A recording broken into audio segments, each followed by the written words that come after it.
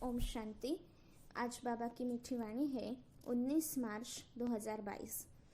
आज की कलरफुल मुरली का इसेंस इस प्रकार से है। आज बाबा ने हम बच्चों को बहुत बार 84 जन्मों का चक्र अलग अलग रीति से घुमाया है और बार बार याद दिलाया है कि इस चक्र को अगर हम बुद्धि में रखते हैं तो ही हम सतयुग में चक्रवर्ती महाराजा महारानी बनते हैं। तो बाबा कहते हैं, मीठे बच्चे, बाप आए हैं तुम्हें इस दुख के लोक से निकाल सुख के धाम में ले जाने। धाम पवित्र स्थान को कहा जाता है। आज बाबा ने धाम का अर्थ बताया, पवित्र स्थान, इसलिए इस लोक को दुख का लोक कहा गया है, धाम नहीं कह सकते। प्रश्न में बाबा ने पूछा कि यह बेहद का खेल किन दो शब्दों के आधार पर बना हुआ है। उत्तर में बाबा ने कहा, वर्षा और श्राप। बाप सुख का वर्षा देते और रावण दुख का श्राप देता। यह बेहद की बात है। देवी देवता धर्म वाले बाप से वर्षा लेते और आधा कल्प के बाद फिर रावण से श्रापित हो जाते। तो बाबा कहते, अब तुम बच्चों को स्मृति आई है कि तुम निराकारी दुनिया में थे, फिर सुख का पाठ बजाया, फिर देवता, क्षत्रिय, वैश्य, शूद्र बने, अब फिर ब्राह्मण बने हो और फिर से देवता बनना है। गीत में बाबा ने आज याद दिलाया, ओम नमो शिवाय। बाबा कहते हैं, यह है बेहद की बाप की महिमा।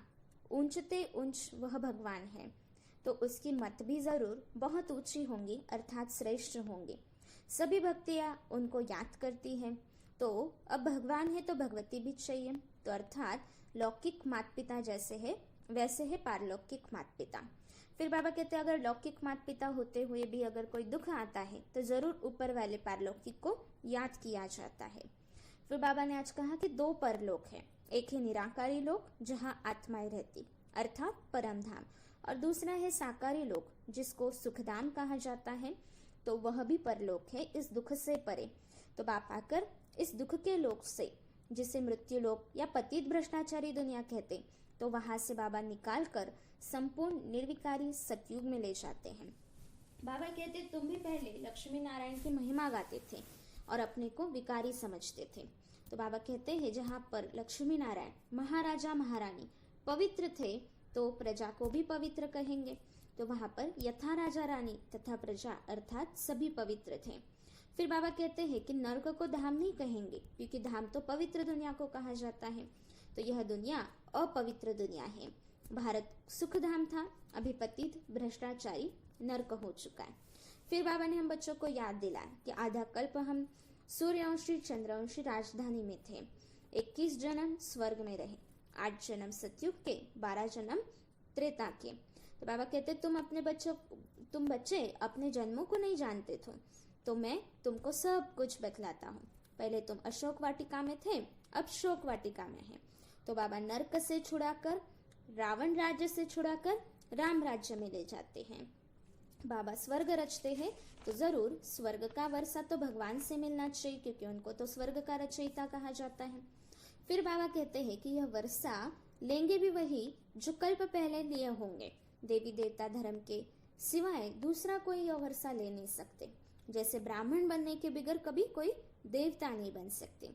फिर बाबा ने वर्णों के द्वारा चक्र घुमाया कि हम सो देवता थे, फिर क्षत्रिय, फिर वैश्य, फिर शूद्र बने, अब फिर हम ही बच्चे हैं जो ब्राह्मण वर्ण में आए हैं, अपने को ब्रह्मा कुमार कुमारियां कहलाते हैं। फिर बाबा कहते, तो आपस में आप भाई बहन हो गए तो विकार की दृष्टि रह न सके। फिर बाबा ने याद दिलाया कि यह नर्क मुर्दाबाद होना है, मृत्यु लोक, और अमर लोक जिंदाबाद होना है। बाबा कहते, वहां पर 5 विकार नहीं होंगे। तो यह जो सुख का और दुख का खेल है वह आप ही देखते हो। स्वर्ग में दुख का नाम नहीं होता और कोई खंड नहीं होता, केवल देवी देवताओं का राज्य होता है। तो बाबा कहते, सतयुग को शिवालय भी कहेंगे क्योंकि शिव बाबा का स्थापन किया हुआ है। तुम विष्णुपुरी के मालिक बनते हो और बाबा शूद्र से ब्राह्मण बनाते और फिर ब्राह्मण ही देवताओं के वर्ण में जाएंगे। बाबा कहते हैं, अभी तुम ईश्वर द्वारा ब्राह्मण वर्ण में आए हो, फिर ईश्वरीय वर्ण में बाप के साथ परमधाम में रहेंगे, फिर वहां से देवता वर्ण में आएंगे। बाबा कहते, सतयुग में तो एक ही देवी देवताओं का राज्य था और कोई खंड और कोई धर्म नहीं था। फिर बाबा आज याद दिला रहे कि 5 विकारों के ऊपर तुम पांडव योग बल से विजय प्राप्त कर विश्व के मालिक बनते हो।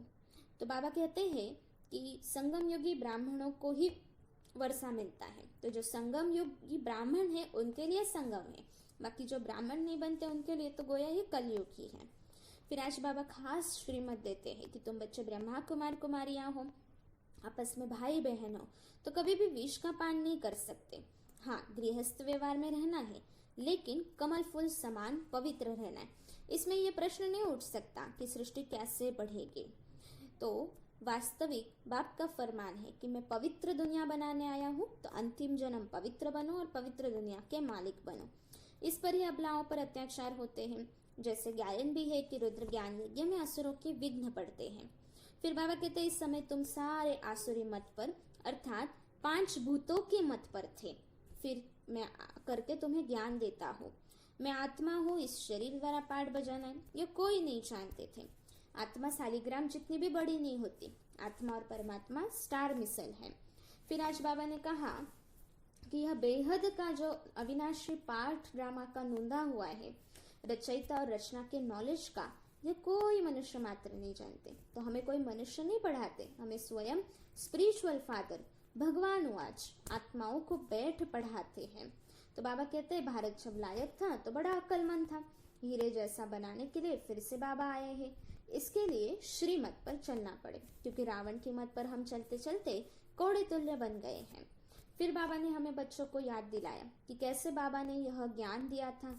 बाप के साथ फिर हम स्वीट होम में थे, फिर देवता क्षत्रिय वैश्य शूद्र बने। अब ये फिर से हमारा अंतिम जन्म है। हम ब्राह्मण स्वर्ग का वर्षा ले देवता बनेंगे और नया शरीर धारण करेंगे।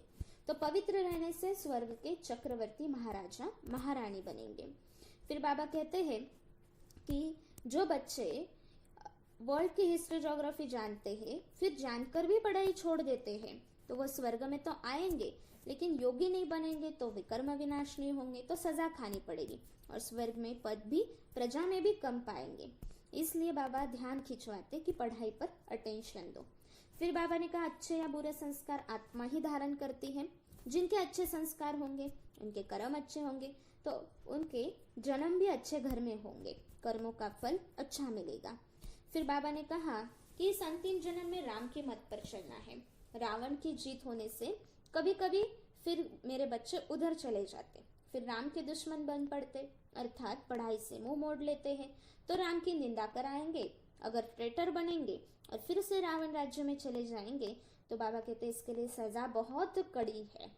फिर बाबा ने आत्मा की अवस्था अनुसार चक्र घुमाया कि सतयुग में सतो प्रधान अवस्था, त्रेता में सतोगुणी अवस्था, द्वापर में रजो प्रधान अवस्था, कलयुग में एकदम तमो प्रधान अवस्था। फिर से बाबा सतो प्रधान बना रहे। फिर बाबा ने कलाओं के बारे में भी बताया कि सतयुग में आत्मा 16 कला संपूर्ण होती है, फिर त्रेता में 14 कला, फिर द्वापर में 12 कला और फिर कलयुग में कोई कला नहीं रहती है। तो इस प्रकार से बाबा पतित भ्रष्टाचारी दुनिया को पावन श्रेष्ठाचारी दुनिया बना रहे हैं। तो तुम ब्राह्मण ब्राह्मणियां फिर से देवता बनेंगे, फिर क्षत्रिय वैश्य शूद्र और फिर से ब्राह्मण बन रहे। तो इस चक्र को घुमाने से चक्रवर्ती राजा रानी बन जाएंगे। फिर आज बाबा ने धारणा के लिए मुख्य सार बताया कि इस अंतिम जन्म में रावण की मत को छोड़ राम की मत पर चलना है। राम की शरण छोड़ कभी भी रावण की शरण में जाकर बाप की निंदा नहीं करानी। सजाओं से छूटने के लिए योगी बन विकर्म विनाश करने, पवित्र दुनिया में चलने के लिए पवित्र जरूर बनना है। आज वरदाता बाप ने हम बच्चों को वरदान दिया, बेहद के अधिकार को स्मृति में रख संपूर्णता की बधाइयां मनाने वाले मास्टर रचयिता भव। बाबा ने कहा कि संगम पर तीनों संबंधों से अर्थात बाप के संबंध से बच्चों को वर्षा प्राप्त है, टीचर के संबंध से पढ़ाई के आधार पर सोर्स ऑफ इनकम है और सतगुरु के संबंध से वरदान भी मिले हुए। तो इस तीनों अधिकार को स्मृति में रख हर कदम उठाए, क्योंकि समय, प्रकृति अर्थात 5 तत्व और माया विदाई का इंतजार कर रहे। सिर्फ आप मास्टर रचयिता के बच्चे अभी संपूर्णता की बधाइयां मनाओ, तो वह तीनों भी विदाई ले लेंगे। तो आज बाबा ने नॉलेज के आईने में खुद को देखने के लिए कहा कि इस घड़ी अगर विनाश हो जाए तो मैं क्या बनूंगा। तो आज हम इसको भी चेक करेंगे और फिर जो अधिकार अभी तक प्राप्त करने हैं तो उसको स्मृति में इमर्ज रखते हुए संपूर्णता के स्टेज को प्राप्त करेंगे। स्लोगन में बाबा ने कहा, हर समय हर कर्म में बैलेंस रखो तो सर्व की ब्लेसिंग्स स्वतः प्राप्त होगी, अर्थात सर्व की दुआएं स्वतः प्राप्त होगी। तो इस प्रकार मुरली में आज स्वर्ग, नरक और परमधाम के बहुत सारे नाम अलग अलग आए हुए हैं। तो आज खास आपके लिए परमधाम के, स्वर्ग के और नरक के कुछ अलग अलग नाम निकाले हुए हैं जो अभी पढ़ते हैं।